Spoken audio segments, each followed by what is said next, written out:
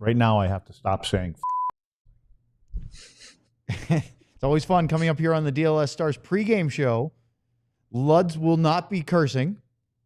Sean will not be cursing. We'll see. I might. You can't guarantee that I'm going to, but I know John will be right here on the Stars pregame show against the Preds.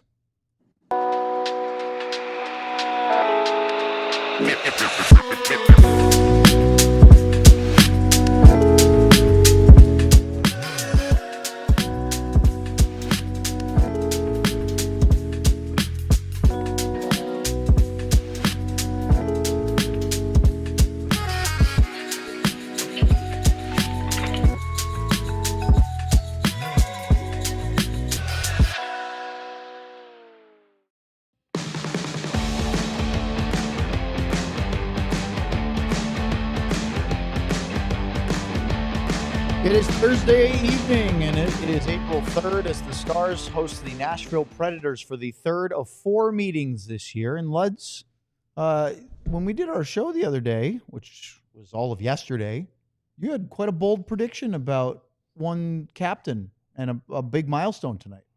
I know. I said he was going to score 400. I thought about it. I think it'd be more important for him to score against Sidney Crosby On Saturday. I think that would be more important to him. Did you know that? Not that he would not want to score tonight, but I just think there may be a little more, or he might want to score against Stamkos. I just think Crosby would be more important to him. Well, did you know that Jamie's not going to play tonight? Breaking news. It's Jamie's true. not playing tonight, apparently. The captain of the Dallas Stars will not play tonight. And so, Luds' altered prediction is correct. He will not score his 400th career NHL goal this evening against the Predators. As it turns out, we didn't hear anything this morning. They had an optional morning skate. Pete DeBoer did not meet with the media until 5:30 Central Time this afternoon. Jamie Benn, according to Pete DeBoer, has, quote, got a little lower body thing he's dealing with, termed it maintenance, which is the same thing he said about Sam Steele missing last game. We talked about this on our podcast the other day about Jamie, right, John? We went over all this. I don't know. I think they're listening again. You think they're listening? We made some facts, some statements about it. I'm not going to rehash them, but go back and listen. Go ahead. Yeah, go listen to our show yesterday. But Sean, in all just roll the tape, John, version, for 20 minutes. Load management is a thing if you have a deep team and you're winning a lot of hockey games. Load management should have been a thing for the Stars and Jamie Benn 2 years ago. So let's call it, if they are actually load managing Jamie Benn, I'm thrilled about it because I want to see the best version of Jamie Benn in the spring. I want to see in the playoffs, and I want to see him have that impact. And he's a very prideful player. Playing 82 games has obviously been very important to him, but can't help but wonder if maybe if he wasn't playing every game and you kind of manage those minutes and you manage the games played, maybe the recovery goes a little bit better. So if this is indeed load management and that's what the maintenance is code word for, I'm all for it because the goal here is not to, like, you want to beat the Nashville Predators tonight, but the ultimate goal is not to beat the Nashville Predators tonight. The ultimate goal is to win 16 games between April 20th and June 19th. And I think the things like this are how you potentially get closer to that with a better version of Jamie Benn. So the stats for Jamie Benn, 371 consecutive regular season NHL games played. It was the fifth longest active streak in the league. That will go by the wayside tonight. He has not missed a game since the end of January in 2021. If you remember, that was very early on in the return from COVID shortened 56-game season. And so it's been quite some time since then. And so here we are, no Jamie Benn. Sam Steele will come back into the lineup. He did not play the last game. And Luds, you talked about the friendly fire he suffered defending and crisscrossing with Brendan Smith. Yeah, So Steele's back in. Let's take a look at the Stars' projected lineup tonight. Luds, do you agree with this as we talked about maybe putting Dadonov and Bourque up with Wyatt Johnston and moving Dadonov from the right to the left so that Sam Steele can be in the middle with Oscar Beck and Colin Blackwell? Well, after going through a half a cartridge of ink and scribbling things out and writing things over again, it makes sense. I was thinking about would Granlund move down there and he can play over on the left-hand side, but then it makes no sense. I mean, the top line has been together. The second line with Marchment, Duchesne, and Granlund, they've been together. Steele and Beck and Blackwell have played together. So you just move Bork up, who has played with Wyatt, and then put Daddy over there on the left side. Normally he's on the right side, but he can play the left side if he has to. So that probably makes the most sense, but we'll see what Pete and his staff thinks. Is there any chance that they keep Bork in the middle of the three that he was with the other night with Oscar Beck and Colin Blackwell, and Sam Steele goes up so that you can keep Dodonov on his right? The reason I would say no is because of Beck, Steele, and Blackwell, how effective they can be as a fourth line. And they know who they are. They play a certain way.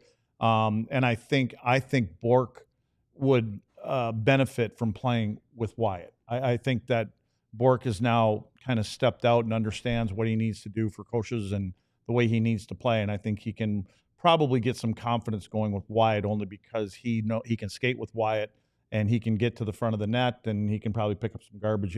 But the way it's going right now, if Wyatt's got the puck, it goes in the back of the net. So, Sean, the Stars have 5 of their next 6 games at home. There are 8 games left in the regular season, and they are within striking distance of the Winnipeg Jets for not only the Central Division title, but also the President's Trophy. Now, I know that first in the Central is probably more important because first in the Central probably means first in the West than the President's Trophy. But when Dallas left Winnipeg a couple weeks ago after getting thoroughly demolished by the Jets, it was 10 points. It felt unattainable. Now suddenly it's 4. It doesn't hurt that the Stars have won 6 in a row and points in 9 straight, but still, they've made up more ground against Winnipeg over the last couple weeks than they did over a 4-month period. And they have another one. They have another head-to-head with Winnipeg, which makes this kind of all intriguing. And I think it's actually great for fans in Dallas, fans in Winnipeg, because a lot of times when you get to the end of the year like this, it's good to have your top team still chasing something, right? I think when the Bruins, for example, had that year where they were first in the entire league and then fell apart, and I'm sorry, John, but one of the big things is it was effectively a race against themselves. I think when you have someone else pushing you and other teams in competition battling for that seeding, I think it can be a really good thing going into the playoffs. So I think both Dallas and Winnipeg are going to be better for this come the start of the season. Obviously, the Jets probably don't want the Stars to have as close as they had, but yeah, I mean, this is something else for the Stars to chase down, and I think there is, and just to kind of quickly tackle it, because I already see it's popping up in the chat, people are always going to have the President's Trophy conversation, yada, yada, yada. Craig Ludwig has a President's Trophy and a Stanley Cup wing from '99, so it worked out okay. It works out okay. So let me ask you then. Actually, that would be wonderful symmetry, wasn't it? If the Stars won the Stanley Cup again and won the President's Trophy the same year, like you guys did. Quit living in the past, you two. So, Sean, let me ask you a question. Does this make it more difficult then for Scott Arniel? Is how he wants to play Hellebuck? You know, because after the last game that I saw Comrie play, he was not good. So now, no, he was not. Do you think that changes anything? Because that finishing, I mean, we all know how important it would be to finish in first place versus having to play a Colorado team, right?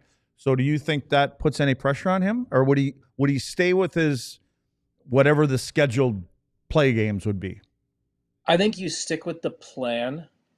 I think you're going to stick with the plan, but it's a little bit more begrudging right now. I think you had been kind of hoping like, oh man, we're going to have this cushion. We're going to be able to get Comrie some more games. We're going to be able to have a completely rested Hellebuck and do all of that. So I think this it pushes them back to probably a little bit more of the prior to the start of the season plan of, hey, this is how much Hellebuck's going to have to play.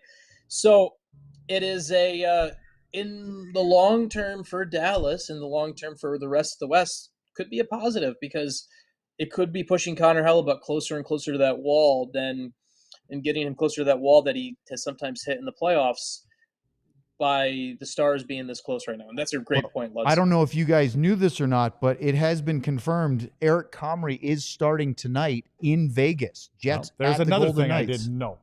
What do you? But Jamie seriously, Benn, well, I think that's great because if he plays like he did in his last outing, and Dallas does what they're supposed to do against, this team, which everybody else is doing, I think it's like Dallas is like a plus 65 when it comes to goal differential. It's Vegas is minus 55. Nashville. Oh, sorry, Nashville's Vegas. minus 55. And I have a question for you, Sean.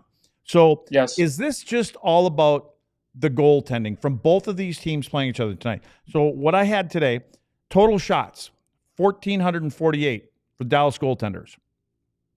468 total shots for Nashville. Is it just, the shot differential isn't that bad or, that far apart, but they've just been, is it on the goaltending? They've got, I know we're jumping ahead to the Nashville thing, but I just was kind of like, are their goaltenders let them down this year? UC Saros has not been as good as he's been in the past. The other thing that I've watched quite a few Nashville games, and you watch what their defense has done, and where the shots are coming from. As much as we talk about the Stars need to be better at protecting the net, Nashville needs to be much, much better at protecting the house or the high danger area or the home plate area, whichever cliche stat you want to use right now for it. But yeah, for me, it's the goaltending needed to be better. I thought when they made the move to trade Wedgwood to Colorado, that was a mistake from there. That was more of a move to actually make their goaltending worse. So that made them worse because I thought Wedgwood would push Saros a little bit and Noonan doesn't. And then also though, it also comes back to the environment around them. If you're a goalie in Nashville right now with how that team's playing and where the shots are coming from, the defense has not done them any favors at all. And that the goalies are responsible too, but it has not been easy to be a goalie in Nashville with the breakdowns and how that team has defended and given up just high danger areas over and over again. And since Roman Yossi's been out, it's just gotten even worse, right? They're a rough team to watch right now. Yeah, and their group of defensemen are not household names. No. So there you go. That's a great insight, and we're going to get into more of that right now. Look at John. Oh, John, you're good. He's got the defensive I felt pairings. like you were going to break. Well, I was, but I looked at the time and said we're not quite there yet.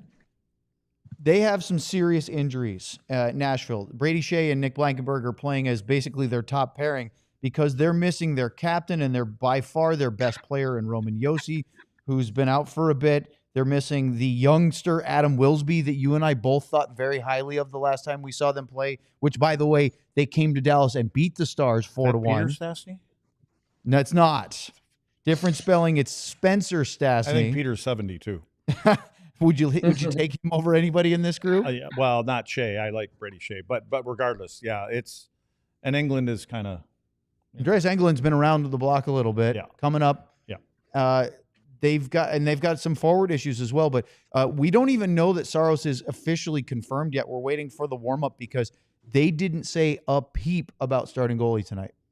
I'm still thinking about the Comrie move. Yeah. Yeah, that kind of surprises me a little bit. Against Vegas. Yeah, it's just they didn't play yesterday. Kind of surprises me. I wonder what they're doing.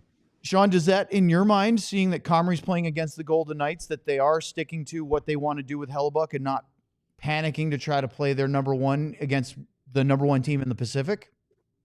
It might be sticking to the plan. It might also be an element of his last outing was not good, as Lutz alluded to, and this is them going to him and telling him, get your game right because we want to play you more down the stretch. So kind of one of those where, hey, just play through it and go back to it. So that could be. There's a couple different probably thought processes here at play.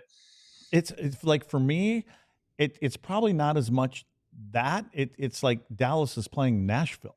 Like every other team has taken a lot of points away from Nashville this year. So that by not playing Hellebuck and having what might be a little higher percentage of a win, you kind of keep the spread where the spread is, where it seems like this is kind of a layup. The one thing that Dallas does not want to do tonight is go to overtime versus Nashville. They've played in 12 this year and they've won 3 of them in the 3-on-3. So that's one area that they'd like to avoid that. They've been good there. I mean, they've got some good players, obviously, but just they don't play good together. More to talk about Nashville. I have a big question to ask Luds to put him on the spot. Oh, good. And I love that stuff. We've got a couple super chats already piling up. Let's get to all of that next year on the Stars pregame show here on DLLS.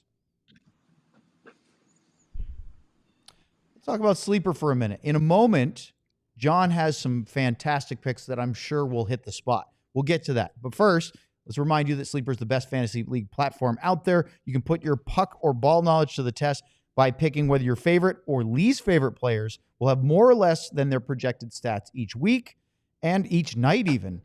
The Sleeper keeps you in the loop with instant alerts for breaking news, major injuries. You can stay ahead of the game and keep track of league updates in real time so you're always informed and ready to outsmart your friends. With Sleeper, the more picks you combine, the more you can win, all the way up to 100 times your money. If you think you have what it takes, new users can download the Sleeper app and use the code DLSSTARS to get $55 in free entries when you place a $5 contest. Apply it to any contest. It doesn't have to be your first. Terms and conditions apply. See Sleeper's terms of use for details. Currently operational in 25 states, more than 25 states, and you can check out Sleeper today. And now, drum roll, here's John. Hello, everyone. Tonight's sleeper entry is going to be a bit like seeing a classic rock concert in 2025. We don't need to see all the deep cuts. We just want the hits, and we need to hope that nobody breaks their hip. So we're going to go with Byatt Johnston to record more than 0.5 goals, as well as Esa Lindell less than 2.5 block shots, and Thomas Harley more than 2.5 shots on net.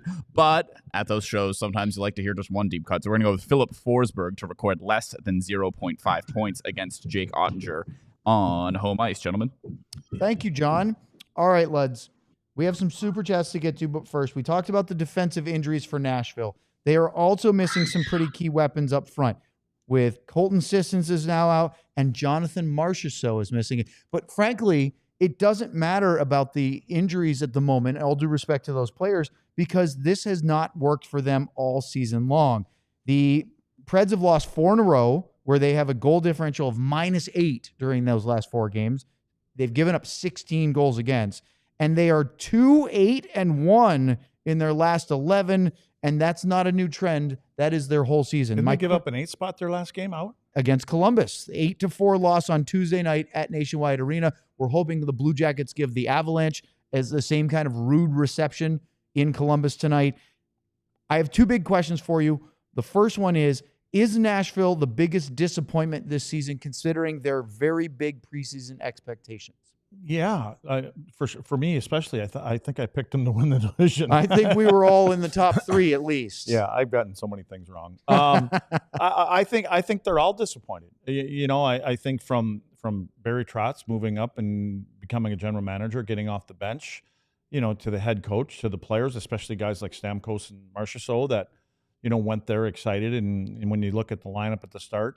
But they're missing obviously some key players in there. And so it's been one of those years that I just wonder from a manager standpoint, you just kind of say, this is just one of those years. And we're going to chalk this up as learning experience for the coaches. And we're going to come back better. And I think a lot of that has to do with the players, with Marchessault, and especially, with Stamkos. I think that he's got to be a big voice in there. I mean, obviously a Hall of Famer coming up, and they would love to have Yossi, a healthy Yossi. I was going to go to Sean for his rebuttal, but you just made a mention that I have to get to. My next question is, will Andrew Brunette be the Predators head coach next year based on what's happened this year? I say yes, because I think Trotz probably wishes he had a do-over on some of the moves that he made. And there was an old coach that said you build a team, you don't buy it. Right. And if you're Doug Armstrong and the St. Louis Blues, that may not be the case. They went out and got a different coach, and now they're in the playoffs. Yeah, but I'm talking about from the standpoint, you don't collect talent. What he did is he collected talent. He didn't build a team. And so you go out and you get them big names, and sometimes they don't fit. But that doesn't mean that they can't fit. And so I just think when it comes to the coach, and I know that there's a close relationship with those 2 guys, that I don't think Trotz wants to kick him out. I think that he's probably said, some of this is on me. And I think we all think about Barry Trotz as being that kind of that player's coach kind of guy. He's hard, but he's a straight shooter. And I just think he's taken a big chunk of the responsibility. Sean, what about all of that? Expectations from preseason, the disappointment, coaching decisions. What are your thoughts on Nashville? I'm fascinated to kind of watch the Barry Trotz evolution as a GM, because we often talk about great players, ex-players becoming coaches, and how great players don't necessarily make great coaches. And in many cases, the people that become good coaches are the ones that weren't great players. And so I do wonder, from Barry Trotz is kind of that classic experiment here of, this is maybe some of the reasons why the GM and head coaching job were split, because being able to build a roster and instruct a roster are two different things. And so I'm fascinated to watch how Trotz kind of continues to evolve and work with this, because he's shown that the team he's built is not there. And it's also kind of a weird where you go from buying out Matt Duchene to bringing in Ryan O'Reilly when you did, and you do all of this that just feels like a lot of shuffling deck chairs. The one thing that I'll go to with kind of the end for this Nashville thing is, I think Brunette will be coaching this team through the end of the season into next season. But at some point, if this doesn't turn around next year, Luds, couldn't you just see Trotz pulling a move like his old boss in the island, where he just decided, I'm gonna with about 35-40 games left, say, you know what, I'm coaching again. Make the return, right? Yeah. Like it wouldn't stun me if at some point, if by trade deadline next year Barry Trotz is coaching the Predators. I would not be a shocked person if that happened. It's funny, Sean, like one of the comments that Trotz made, like probably a couple weeks into taking over that GM job, is he said that he felt like he owed it to the fans to be more of an entertaining team. They kind of had a team. Well, it's definitely entertaining. It's entertaining for the out-of-town fans that come to Nashville all the time, that are fans of all the other teams. It's been entertaining. They need to put a tent over that building.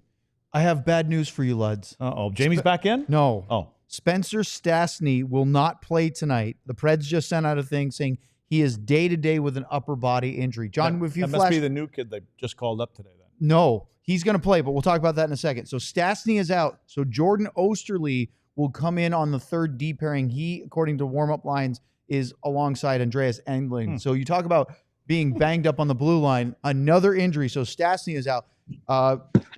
Jordan Osterley is playing an NHL game in 2025. He's still going, and it's not going to be Saros tonight. It's Anunen is going to get the start, who beat the Dallas Stars in December. Sean, what do you think about that? Jamie might get 400 from his couch tonight. So switch to the forwards, John, for Nashville, because now Luds has got the point here. They have this kid named Ozzy Weisblatt. And he was recalled from the AHL Milwaukee Admirals today. He's a former first-round pick for San Jose in 2020, has 37 points in 61 games for the Admirals. He's played 4 games this year, his first 4 in his NHL career for the Preds. They have Weisblatt on the right with Bellows on the left with Svechkov on the fourth line, if that matters. They also dropped Vrana down to the third line on the right side with McCarron and Cole Smith, moving Leroux up to the second line with Stamkos and Forsberg, and Bunting will play with O'Reilly and Evangelista. Now, they were awful, Luds. No surprise there's going to be some changes after their game in Columbus. I'm feeling pretty good. One of my kids, CJ, just texted me a little while and asked me what would I do with the game tonight, because he's going to put Yeah. I'm hoping I'm right, but this makes me feel a little bit better that I may be right. So we'll see. And that just means it's going to backfire. So, Sean, they also have a player who's in their camp now, signed from the University of Minnesota, also played a couple years at UConn, Matthew Wood. He's a first-round pick, 15th overall in 2023. He's not expected to play yet. He just signed his ELC. He's only 20 years old. Yeah, Matthew Wood is my quick college hockey soapbox. I'm very happy to see, and this is not anything against Matthew Wood, it's against the whole thing. UConn gives Matthew Wood the opportunity in his draft year. He goes there his freshman and sophomore year, and no one else was given him a chance to play that early. He plays there for 2 years. Once he kind of turns into a first-round pick and plays well, he jumps into the transfer portal, goes to Minnesota. And this year, UConn goes to the NCAA tournament, one of the better teams in Hockey East.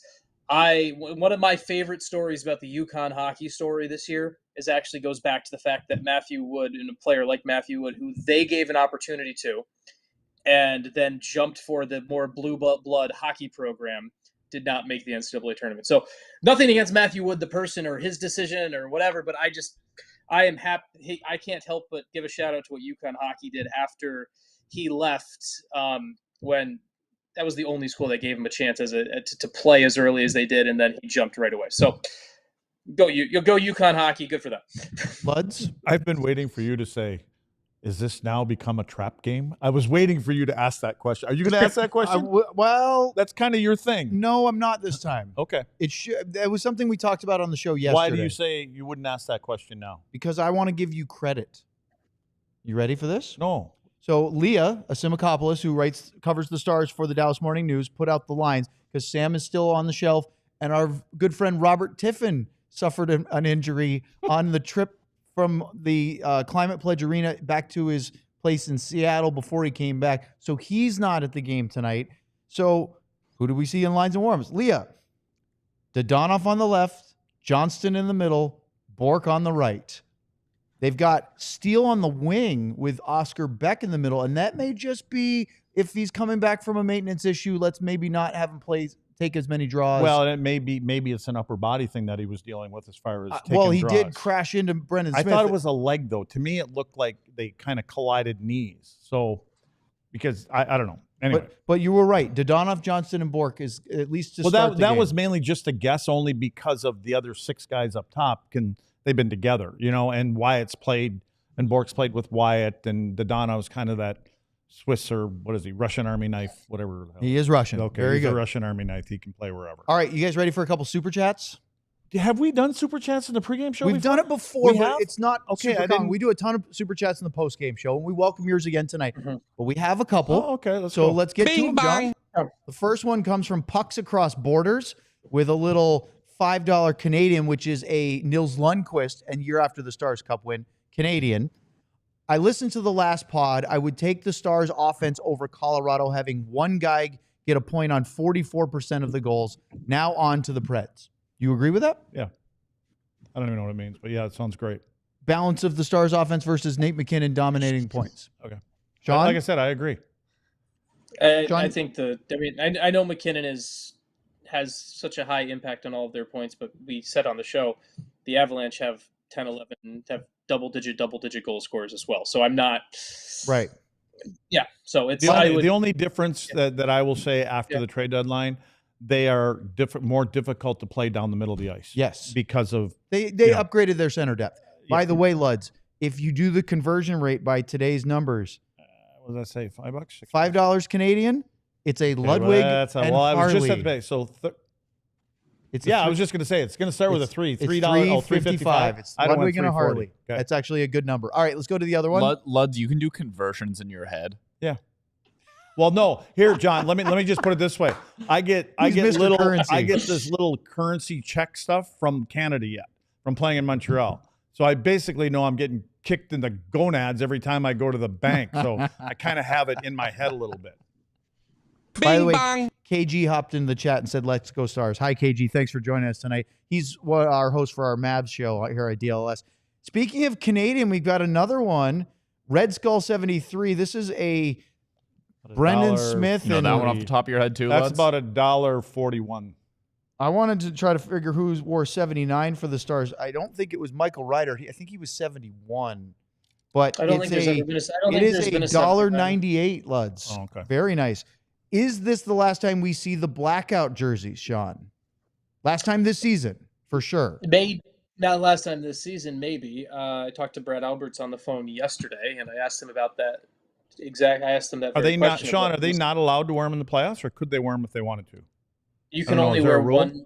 You can only wear one jersey home and away for the playoffs. So they could, but they would have to. They would have to start with their dark jersey. But they could wear it all the way through the playoffs. If they said we're not going to wear the green, right? Okay, but they would have to stick with it. I didn't know if it time. was considered a third jersey, meaning you can't wear it in the playoffs. No, in the playoffs, in the playoffs, you can only wear your effectively home and away, and you got to pick one. That's it. Exactly. Yeah. So they learn something new every day on this show. I'm just telling you. You do. This is the end of the I'm run. just hoping my eggs initial... aren't hatching in my car right now. I brought Lud some eggs today. Okay, gotcha. That makes more sense now. For context, this John also got some eggs. Sorry, Sam. This initial run for the blackout jersey effectively ends tonight. And yes, I said effectively, and I realized I said no, that's your second time tonight. I've been keeping track. Only two so far. We shouldn't We get need a this. bell. We need an effective. Let's get rid of Pavelski Bell and go with the effectively No, bell. we need the Pavelski bell to stick around. It was our first bit. We It's, want one to be the physical bell. I it's- feel like by the time next season starts, we can't be doing that anymore. well, we could always. Unless he comes back. I agree. I think we It's could got its we shelf could life. retire the No, Pavelski I bell when he agree. comes on the show. I Let's go with the soundbite from Hell's Bells. We can't do that. Yeah. Well, they wouldn't know that. You could play a like bell. the AC/DC song. Yeah, It's just a bell. it's just a bell. Yeah. Can we use that sound? That, Like a- that bell? like a We big- could find it somewhere else. If That's the effect. That's the new How about Like a effectively big bell. forged iron bell. Yeah. before 7 p.m., do the churches still do the thing where they No, do the you bells know what we should do every for hour? Sean effectively? We should use a gong. Well, It should be that's like What, from like the a Gong bong? Show. Yes. One of those. Okay, Sean. Now we're going to talk him out of not saying it. No, anymore. I want to hear what he has some insight on this on the blackout jerseys. Go ahead, Sean.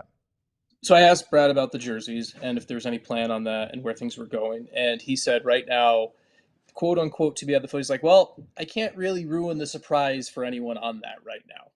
And I said, Interesting. and Alberts. Brad Alberts. did you just said, I text can't him? I No, called him talk in to him the other day. You got to listen to him. Oh, I don't listen. Yeah. I know. Oh, okay. Yeah. And Well, why didn't you he bring said, it I up the can't- first time we were talking? Trying. He cut him off 4 I've been times. trying to. And he I said, wanted to well, get the effectively bell in there. We got to He did- effectively hurry up too, because I'm going to the game. We all So have to we go. got to get going. John Make would have it- been done 5 All right, minutes ago if hold you on, didn't keep make his talking over point. him.